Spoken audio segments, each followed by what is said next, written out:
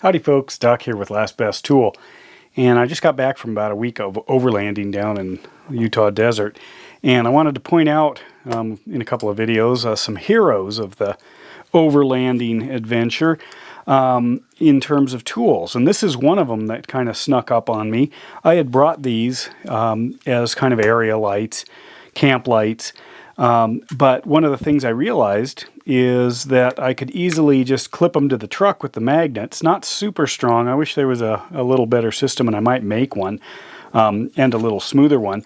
But it was very easy to just snap these to the roof line or the bed or even the hood, and then use them as directional area lights for the camp. And one of the things that goes on down in the Utah desert is it can be obviously quite windy, so the direction that you want to point the lights depends on the parking of the vehicle and the wind, and sometimes you can't control all the variables. So having these be able to stick to any place around the truck and light up the area was great. Plus, I noticed that I could turn them like this and actually clamp them to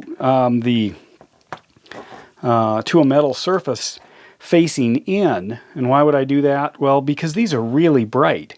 So once it's dark out, or you want close-up lighting, they're just too much. But then this becomes almost like a night light, or almost like a just a light that gives you some ground effect for walking, but doesn't blind you. Kind of like what they have in movie theaters, I guess, if you remember those from days gone by, where literally the aisles or the steps would have little lights. I've used them for that.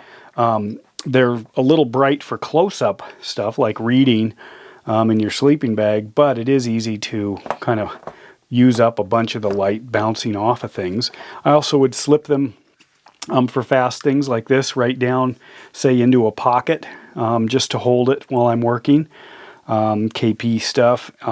They also work great charging phones, which is something that kind of came in handy a few times. I did have a bigger system for that, but sometimes people wanted more phone charging capabilities than I had prepared for. You know, these were kind of like my backups because I was sucking away a bunch of the light power from the battery on a phone instead of for the light. Another thing I noticed is they start out on the brightest setting, and I kind of wish they didn't. A lot of times I'd start them, you know, in my hand or against something to try to tone it down. But even this second setting is still pretty bright when you're working in the dark. The throw was plenty for easy work around a vehicle. I did use them sometimes underneath, which was kind of neat. Checking on some things, just snap it up onto the exhaust or whatever, as long as it's cool, and lights up everything under the hood.